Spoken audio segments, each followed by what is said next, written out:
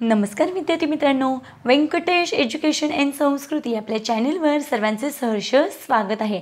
आजच्या व्हिडिओमध्ये आपण इयत्ता 5वी स्कॉलरशिप परीक्षा विषय गणित यामधील संख्यांचे विभाजक व विभाज्यतेच्या कसोट्या हा घटक स्पष्टीकरणाचे सोडून घेणार आहोत।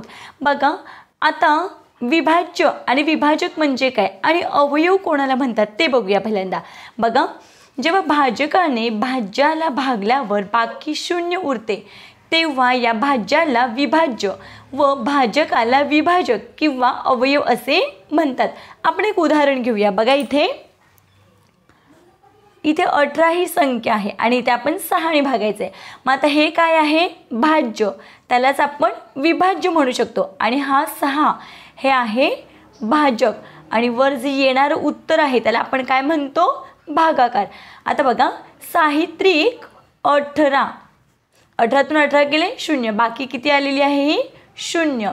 आता बघा, मग 6चा 3 18चे बघा 18चे विभाज्य कोणकोणते आहेत? तर बघा 18चा 3 हा सुद्धा काय आहे? विभाज्य आहे, बरोबर आहे की नाही? म्हणजे 18चे बघा, आता आपण 18चे अवयव कसे करतो? 18 कोणाकोणाच्या टेबलमध्ये आहेत बघा? 1, म्हणजे 6 ने 18ला पूर्ण भाग केले, बाकी 0 आले, म्हणजे 6 हा 18चा काय आहे?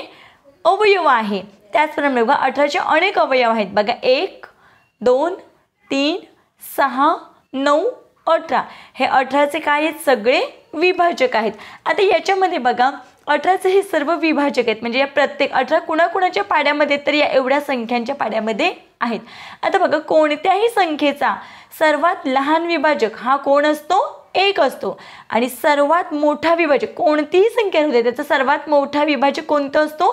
ती स्वतः संख्या असते। या दोन गोष्टी महत्त्वाच्या आहेत। पुढचं बघा, कोणत्याही संख्येच्या विभाजकांची संख्या ही काय असते? मर्यादित असते। विभाज्य संख्या या विभाजकांच्या पटीतील संख्या असतात। आता इथे बघा, आपण एक उदाहरण घेऊया। 4, मग 4च्या पटीतील संख्या बघा, 4 दुने 8 4 त्रिक 12 4 चौक 16 4 25 हे काय आहेत? या पटीतील संख्या आहेत। पुढचा बघा, सहमूळ संख्यांना 1 हा एकच सामायिक विभाजक असतो, मग क्रमागत संख्या या सहमूळ संख्या असतात।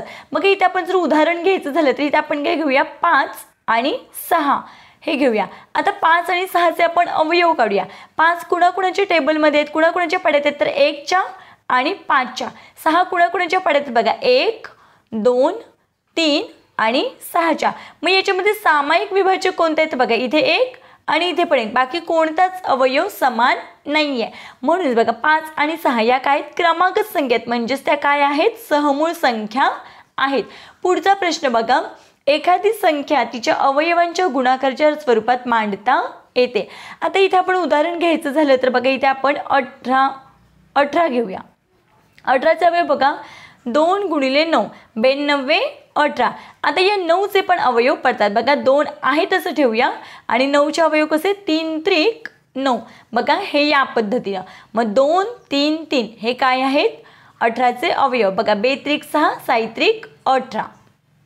या घटकामध्ये विभाज्यतेच्या कसोट्या म्हणजे 2ची कसोटी 4ची 8ची या कसोट्यांचा वापर करणं गरजेचं आहे। या कसोट्या आपल्या माहीत पाहिजेत। आपण याआधी कसोट्यांचा व्हिडिओ या चॅनलवर अपलोड केलेला आहे। आता आपण स्वाध्याय क्रमांक 13.1 स्पष्टीकरणाचे सोडून घेणार आहोत। बघा, स्वाध्याय 13.1 मधला पहिला प्रश्न, 76 या संख्येचा सर्वात लहान विभाजक कोणता? मग इथे 76चे अवयव काढायची गरज नाही, कारण आपल्याला सर्वात लहान विभाजक विचारले। मग आपल्याला माहिती आहे, आत्ताच आपण नियम अभ्यासले की कोणत्याही संख्येचा लहान विभाजक हा कोणता असतो? 1 ही संख्या असते। तरी पण इथे आपण सराव प्रॅक्टिस व्हावी म्हणून आपण काय करायचे? ते 76चे अवयव काढून घेऊया। 76 कुणाकुणाच्या टेबलमध्ये आहेत? बघा, 1च्या कोणतीही संख्या 1च्या टेबलमध्ये असते। 1च्या इथे 1 आहे, 1च्या 4च्या 19च्या, कारण 19 चौक 76 आणि शेवटला कोणती आहे? 76 हे असे 4 अवयव आहेत। मग आपल्याला काय विचारले? सर्वात लहान विभाजक कोणता? मग सर्वात लहान विभाजक कोणता आहे? 1, पर्याय क्रमांक 2।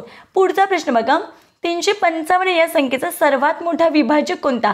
मग आत्ताच इथे सांगितलं सर्वात लहान विभाजक 1 असतो आणि सर्वात मोठा विभाजक ती संख्या असते। मग 355चा सर्वात मोठा विभाजक कोणते? ती स्वतः संख्या म्हणजे 355, पर्याय क्रमांक 4।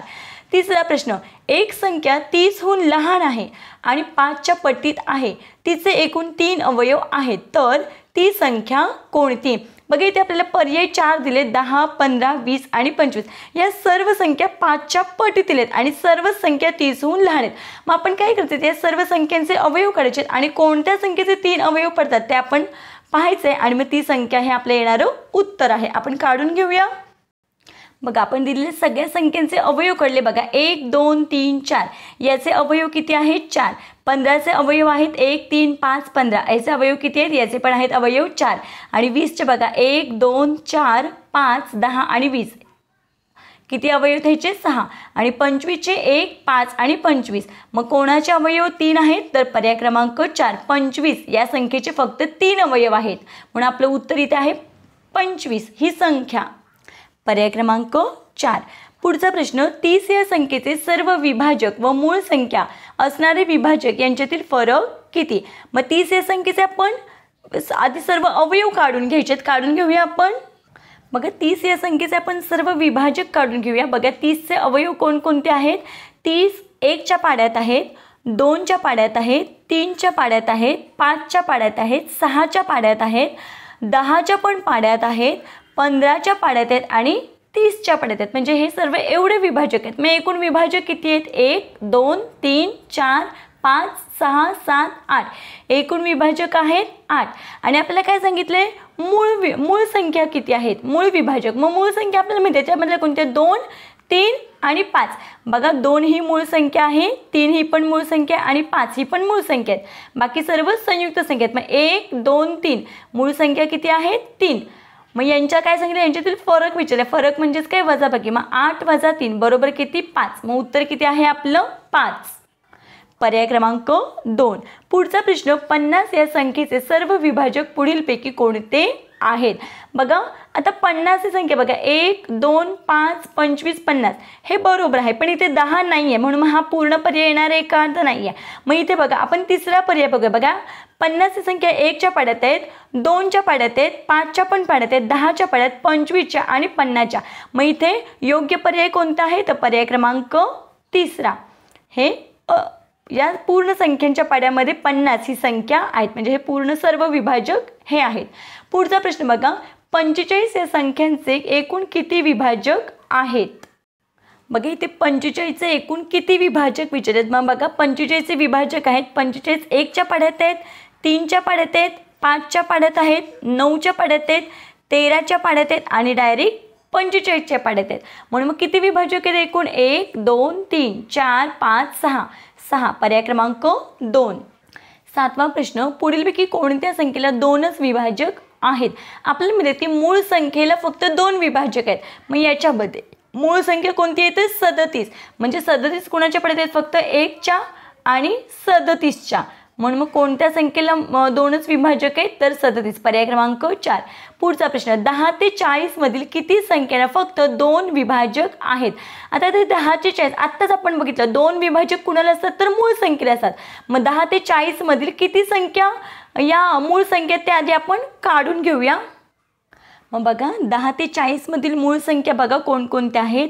11, 13, 17, 19, त्याच्यानंतर बघा इथे 23, 29, 31 आणि 37.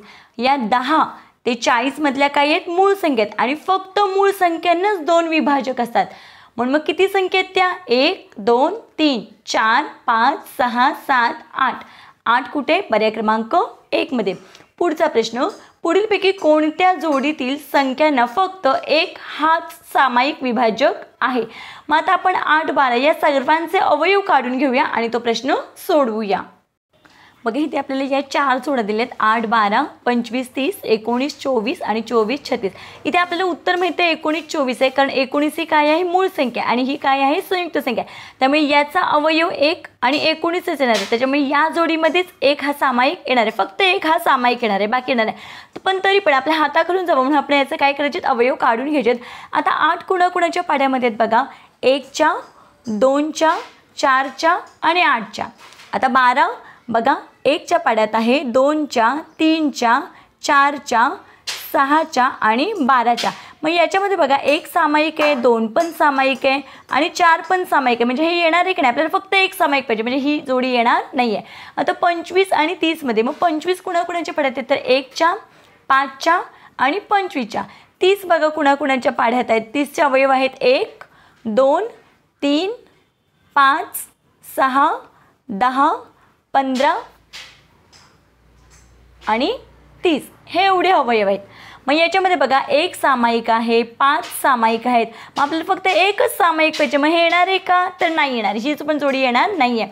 मग आता 19 मध्ये बघा 1 आणि 19 एवढे 2च अवयव आहेत. आणि 24चे मात्र किती आहेत बघा, 1 आहे, 2 आहे, 3 आहे, 4, 6, 8, 12 आणि हे 24. मग याच्यामध्ये बघा कॉमन कोण आहे, सामायिक कोण आहे, तर एकच आहे. मग आपल्याला तेच पाहिजे की कोणत्या जोडीमध्ये 1 हा एकच अवयव सामायिक आहे. तो कोणती जोडी आहे, 19 आणि 24. मग तरी पण आपण 24चे अवयव काढून घेऊया. बघा 24चे अवयव आपण आत्ता इथेच काढले होते, तेच आहेत बघा 1, 2, 3, 4, 6, 8, 12 आणि 24. आपले पाढे असणं गरजेचं आहे. आणि 36चे अवयव बघा 1च्या पाढ्यात आहेत, 2च्या पाढ्यात आहेत, 3च्या आहेत, 4 9 36, 9 चौक 36, 12 त्रिक 36, 18 2 36 आणि 36 1 36 हे एवढे अवयव. मग याच्यामध्ये तर भरपूर सामायिक आहेत. 1 समान आहे, 2 समान आहे, 3 समान आहे, 4 समान. मग हे येणार नाही आहे. मग कोणती जोडी येणार आहे आपल्याला, 19 आणि 24. बघा इथे मूळ संख्या म्हणून आपण आधीच ठरवलं होतं, पण तरी पण आपण सराव पाहिजे म्हणून सगळ्याचे अवयव काढले होते. म्हणून इथे आपलं उत्तर आहे पर्याय क्रमांक 3 19 आणि 24 या जोडीतील संख्यानं फक्त 1 हा एकच काय आहे, सामायिक अवयव आहे, त्यालाच विभाजक म्हणतात. 10वा प्रश्न, पुढीलपैकी 44 व 68 या दोन संख्यांचे सामायिक विभाजक कोणते.